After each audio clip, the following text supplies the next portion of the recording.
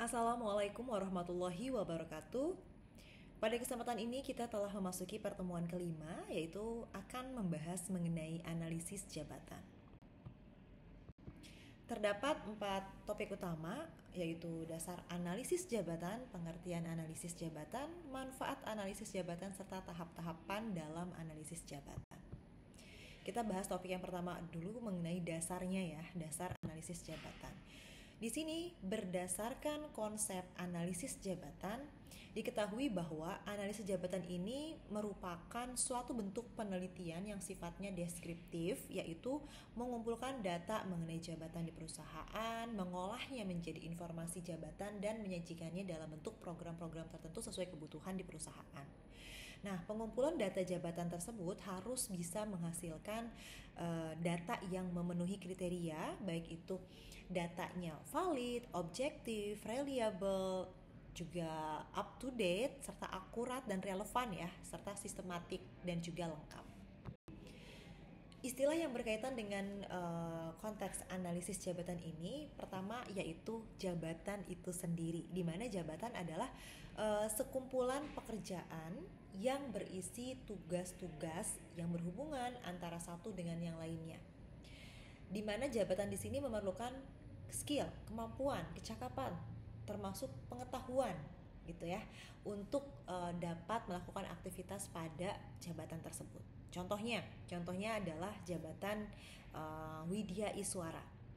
Dalam konteks di kantor pemerintahan atau ASN gitu ya, ada jabatan namanya Widya Iswara. Jabatan ini baik di lingkungan Kemendikbud misalnya, ataupun di lingkungan BKN atau di pemerintah lainnya, di kementerian gitu ya, mempunyai pekerjaan yang sama, di mana Widya Iswara itu mereka bertugas bertanggung jawab untuk mengajar, mendidik, melatih peserta diklat pada lembaga tersebut gitu ya. Atau contohnya jabatan di perusahaan, manajer gitu, di mana manajer tersebut dia memiliki tanggung jawab atau pekerjaan diantaranya membuat weekly atau monthly report, di mana dia akan menyusun strategi setiap bulannya ke depan. Jabatan jika ditinjau dalam dua sudut pandang, ada yang namanya jabatan struktural dan juga jabatan fungsional. Kalau struktural ini adalah jabatan yang secara jelas diatur dalam susunan organisasi, di mana dari instansi tersebut misalnya ada sekretaris jenderal, ada direktur jenderal, ada kepala biro gitu. Kalau misalnya saya sebagai dosen di di institusi pendidikan, kan kalau di fakultas misalnya ya, ada dekan, ada wakil dekan, ada kaprodi, ada wakaprodi, ada dosen-dosen gitu. Itu jabatan secara struktural ada. Kalau jabatan fungsional ini melekat pada kegiatan yang bertanggung jawab pada tugas pelaksanaannya. Contohnya dari tugas instansi yang bersangkutan tersebut. Jika dosen, guru, mereka memiliki tanggung jawab apa yang melekat pada jabatannya untuk aktivitas kelancaran tugasnya. Tadi kita sudah mengetahui hal-hal atau konteks yang ada pada analisis jabatan. Yang pertama adalah jabatan itu sendiri gitu ya. Contohnya jabatan Widya Iswara. Tadi kan tugasnya ada mengajar, mendidik, melatih. Biasanya Widya Iswara itu ada di institusi pemerintah atau di kementerian. Mereka sama seperti halnya dosen, tapi ini lebih kepada memberikan pelatihan kepada pegawai. Widya Iswara itu biasanya lowongan Widya Iswara juga membutuhkan minimal S2. Nanti penempatannya ASN di kementerian. Kalau misalnya di Kementerian Keuangan, Kementerian Perhutanan, mereka biasanya punya lembaga diklat kan. Nah, siapa pelatihnya, siapa trainernya, siapa gurunya gitu. Seperti halnya dosen, nanti mereka akan memberikan penjelasan, memberikan pelatihan. Nah, ini dialah Widya Iswara dengan memiliki tanggung jawab pekerjaan, yaitu mengajar, mendidik, dan melatih. Kemudian kita ingat kotak jabatan yang tadi ya, kotak jabatan yang sebelumnya, yaitu jabatan turunannya memiliki pekerjaan kan gitu ya tadi. Nah, pekerjaan ini adalah sekumpulan kedudukan yang memiliki persamaan kewajiban ataupun tugas-tugas pokok, di mana hal tersebut ada di lingkungan unit kerjanya.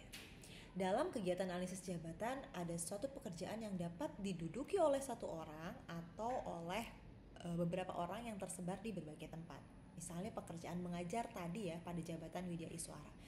Mengajar terdiri dari sekumpulan kedudukan, antara lain seseorang sebelum mengajar mereka akan menyusun satuan pembelajarannya dulu. Kalau saya di dosen, saya akan menyusun rencana pembelajaran semester. Jadi dalam satu semester itu mau bahas apa aja topiknya. Setelah itu disusun gitu ya, topik mana yang akan dibahas di pertemuan 1, 2, dan 3. Kemudian materi, rujukan referensinya dari mana, metode mengajarnya seperti apa, bukunya apa aja. Itu kan disusun ya sebelum proses mengajar. Jadi ada aktivitas pekerjaan lagi di dalamnya dari kebutuhan mengajar. Nah, hubungan pekerjaan dengan turunannya yaitu kedudukan ada lagi. Tadi ingat ya, pertama ada jabatan, kemudian jabatan memiliki beberapa pekerjaan, pekerjaan juga memiliki turunan lainnya. Contohnya satu pekerjaan mengajar, mereka bisa terdiri dari 3 kedudukan misalnya. Membuat satuan pembelajaran, garis besar pembelajaran, dan menyajikan materi. Ini nanti bisa disesuaikan berdasarkan masing-masing jenis jabatan dan juga pekerjaannya ya. Nah, kemudian kedudukan apa? Kedudukan ini adalah suatu jabatan atau serangkaian tugas yang dilakukan oleh seorang pegawai. Jadi, kalau dalam satu organisasi kantor tersebut terdapat 20 pegawai, berarti di kantor tersebut ada 20 kedudukan, di mana kedudukan tersebut yang sebagai penyaji materi misalnya. Nah, dalam kedudukan seorang widya iswara ini, mereka akan melakukan tugasnya antara lain apa nih sebelum mereka menyajikan materi misalnya ya. Sebelum saya menyajikan materi, saya menyampaikan materi di kelas, saya akan membaca literatur dulu misalnya. Saya akan memilih materi mana yang saya sampaikan hari ini, highlight utamanya topiknya tentang apa, menyusun soal yang akan diujiankan misalnya. Itu adalah serangkaian kedudukan lainnya pada aktivitas pekerjaan mengajar tadi atau menyampaikan materi. Sekarang turunannya dari kedudukan itu juga memiliki item-item aktivitas lainnya, yaitu tugas namanya. Misalnya di sini terdiri ada 3 tugas. Yang pertama tugasnya adalah membaca literatur, kemudian memilih materi yang akan disajikan dan menyusun soal yang akan diujiankan. Istilah yang berkaitan dengan jabatan berikutnya tadi adalah tugas. Tugas ini adalah sekumpulan unsur yang berupa kegiatan fisik ataupun mental yang membentuk langkah-langkah wajar dan juga logik yang diperlukan untuk pelaksanaan pekerjaan. Nah, dengan demikian, tugas merupakan gabungan beberapa contoh hal lainnya dalam membaca literatur. Nah, dalam kegiatan ini terdapat unsur aktivitas yang tadi melibatkan fisik dan juga mental ya. Pertama, pada aktivitas membaca literatur, kita pasti akan ada aktivitas yang melibatkan fisik dan mental, yaitu apa? Melihat, gitu kan? Karena membaca ya melihat, membuka bukunya, membolak-balikan halamannya, berpikir secara kognitif, gitu ya. Kemudian membayangkan, kira-kira kalau saya menjelaskan ini, kemudian ilustrasinya apa ya, gitu, supaya bisa lebih mudah dipahami. Gitu.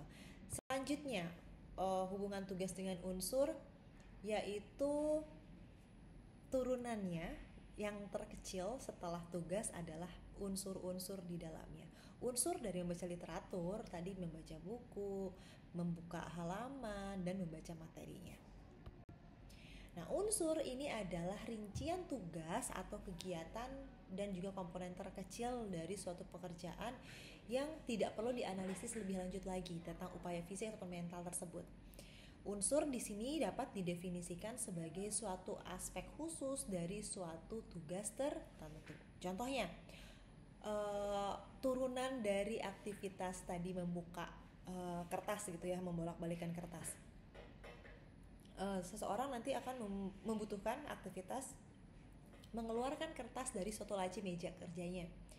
Unsur di sini akan berhubungan dengan tugas mempersiapkan suatu kuliah, tugas dalam mempersiapkan karya tulis, sebelum menulis, dan sebagainya. Sehingga jika digambarkan hierarki secara keseluruhan, jabatan di sini misalnya memiliki 3 pekerjaan gitu ya. Bertugas untuk mengajar, kemudian melatih untuk mendidik. Nah, salah satu dari pekerjaan tersebut mereka akan diturunkan lagi dengan kedudukan, diturunkan lagi dengan tugas hingga unsur terkecil di dalamnya. Seperti itu. Jadi tadi jabatannya Widya Iswara, salah satu tugasnya adalah mengajar. Sebelum mengajar, seseorang membutuhkan membuat satuan ajar pembelajaran gitu misalnya, atau membutuhkan materi. Nah, gimana caranya menyiapkan materi? Dia harus membaca literatur dulu. Ketika membaca, dia ngapain? Dia akan mengambil buku, membuka halaman, dia akan berpikir. Itu ada urutannya. Jadi jabatan seseorang yang akan dikerjakan ada banyak hal yang akan mereka lakukan di dalamnya. Topik kedua mengenai pengertian analisis jabatan. Nah, definisinya analisis jabatan ini adalah merupakan kegiatan, metode juga teknik untuk mengumpulkan data jabatan dan menyajikannya untuk berbagai kepentingan program. Di mana di sini analisis jabatan terdiri dari 3 kegiatan yang utama, yaitu pertama adalah mengumpulkan data jabatannya dulu. Kemudian mengolah data jabatan yang sudah dimiliki dan menyajikan informasi tersebut menjadi berbagai program sesuai rubrik yang dibutuhkan oleh bagian HR atau divisi yang bersangkutan. Ruang lingkup dalam analisis jabatan ini dibagi dua, dari aspek makro dan juga mikro. Makro berarti ini hal yang lebih besar cakupannya ya, dimana biasanya analisis jabatan ini digunakan untuk tingkat daerah, nasional, ataupun internasional atau skala global gitu ya, dalam satuan negara misalnya, di mana informasi jabatan ini diperlukan untuk program atau kegiatan, biasanya melakukan pelatihan atau penyuluhan jabatan, sebagai survei ketenaga kerjaan, laporan statistik ketenaga kerjaan. Misalnya kalau kantor yang memiliki cabang di berbagai kota besar di masing-masing provinsi misalnya, dia akan mendata berapa jumlah manajer saat ini yang usianya di atas 50 tahun misalnya. Mereka data berapa banyak yang akan pensiun, berapa kebutuhan SDM baru, kemudian berapa usia pegawai-pegawai yang Gen Z, akan didata seperti hal ini yang cakupannya makro. Nah, sedangkan yang mikro ini biasanya dilakukan di tingkat perusahaan tersebut untuk kepentingan perusahaan itu sendiri. Hasil dalam analisis jabatan ini biasanya digunakan untuk bahan dalam agenda membuat atau menyusun program. Misalnya penataan organisasi, metode pengukuran kerja, analisis beban kerja, untuk mengukur workload analysis gitu ya.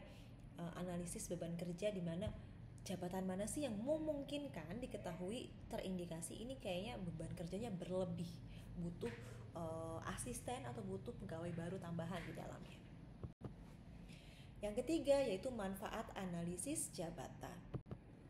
Manfaat analisis jabatan ini, ketika perusahaan melakukan aktivitas analisis jabatan, di sini ada beberapa manfaat, di mana menetapkan dasar-dasar yang bersifat rasional mengenai pengupahan ataupun penggajian yang bersifat objektif. Karena dengan memiliki data jabatan tadi, oh iya di perusahaan ini ada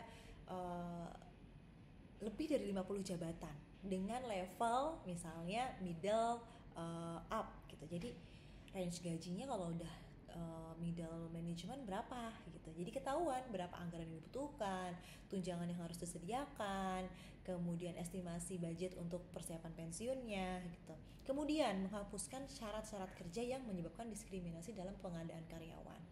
Dengan memiliki analisis jabatan yang jelas, tadi kan ketahuan ya setiap jabatan itu aktivitas tugasnya apa aja. Nanti kalau mau bikin iklan lowongan pekerjaan juga bisa lebih spesifik. Oh iya, sedang ada lowongan pekerjaan untuk asisten manajer keuangan. Asisten manajer keuangan itu tugas pekerjaannya apa aja ya? Oh, dia akan membuat laporan analisis keuangan. Berarti butuh skill kemampuan apa? Karena kan udah ketahuan ya pekerjaannya membuat laporan keuangan. Berarti nanti turunannya apa? Dia akan membaca laporan keuangan, dia membutuhkan analitik yang bagus untuk membaca review laporan keuangan. Jadi turunannya sampai hal terkecil dari unsur itu yang dibutuhkan skill dari pegawai tersebut. Kemudian merencanakan kebutuhan sumber daya manusia di waktu yang mendatang sebagai basis perencanaan. Karena udah tahu kayaknya ke depan nggak butuh lagi asisten levelnya clerk misalkan. Kenapa? Karena jabatan tersebut sudah bisa digantikan dengan teknologi gitu. Sehingga ada estimasi kebutuhan, oh ya udah lebih baik kita membuat open recruitment untuk jabatan aktivitas yang lain gitu, karena kebutuhannya ini nggak bisa dioper, nggak bisa dialihkan dengan teknologi misalnya. Manfaat lainnya untuk menentukan lamaran lowongan pekerjaan, menentukan dasar kebutuhan penyelenggaraan, pola pokok pengembangan karir, sampai dengan standar-standar prestasi kerja. Nah, eh, manfaat lainnya yaitu juga bisa digunakan sebagai dasar penetapan upah dan gaji. Dari aktivitas analisis jabatan dengan melakukan analisis pekerjaan yang tadi, uraian data spesifik pekerjaannya ini akan dievaluasi. Selain itu, disusun standar-standar pekerjaannya untuk menyusun atau membuat penilaian prestasi kerja karyawan. Nah, di sini tahapan evaluasi tadi akan dilakukan lebih lanjut, yaitu survei pengupahan dan analisis masalah organisasi. Kemarin ada yang KPI-nya di bawah rata-rata misalnya, sehingga bagaimana? Apakah perlu diberikan surat teguran atau diberikan sanksi downgrade level jabatan gitu. Kalau ada yang bagus gimana? Diberikan apresiasi, misalnya rewardnya apa? Nanti akan berpengaruh pada apa? Ini struktur upah dan gaji. Memungkinkan nantinya kedepannya diberikan aturan atau penyesuaian bahwa akan dibuat sistem insentif atau reward bagi yang tercapai achievementnya, ada diatur upah gajinya. Kalau misalnya dalam 1 tahun atau 2 tahun berturut-turut KPI-nya tercapai, terlampaui gitu, nanti fee bonusnya misalkan 2 kali gaji, misalkan 2 kali lipat. Nah, ini bermanfaat untuk digunakan sebagai penetapan upah dan gaji. Analisis jabatan juga bisa digunakan sebagai dasar penyusunan program pelatihan. Dari rancangan program pelatihan tersebut akan dicari tahu dulu gitu kan, penentuan informasi pekerjaan yang perlukannya apa. Dilakukanlah analisis jabatan, disusun program pelatihannya, kemudian disusun program pelatihan yang tepat kepada masing-masing jabatan di divisi tersebut. Selain itu, analisis jabatan dan juga pengembangan karir ini juga memiliki kaitan yang erat, di mana proses analisis jabatan dia akan mendapatkan informasi mengenai jabatan tersebut. Mana pegawai yang nantinya memungkinkan untuk dimutasi ataukah dipromosikan. Analisis jabatan bisa juga bermanfaat sebagai penempatan karyawan baru. Dengan dilakukannya analisis jabatan, kita menjadi tahu seperti apa informasi jabatan yang dimiliki perusahaan. Kemudian proses rekrutmennya akan dilakukan kapan dan bagaimana syaratnya, prosesnya, alurnya berapa lama sampai dengan ketemu user dan sebagainya. Terakhir mengenai tahapan analisis jabatan. Tahapan kegiatan analisis jabatan di sini ada 4. Pertama yaitu persiapan, kemudian pengolahan data, pengumpulan data, dan juga penggunaan informasi datanya.